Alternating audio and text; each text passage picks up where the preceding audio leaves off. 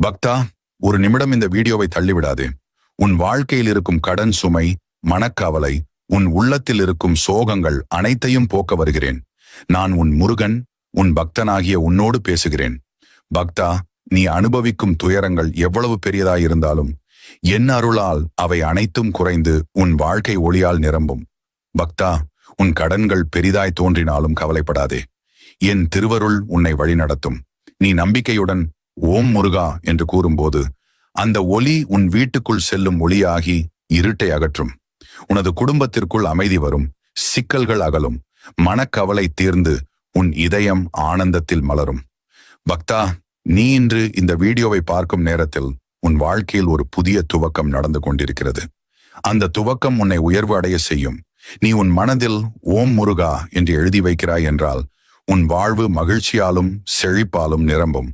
அதனால் பக்தா,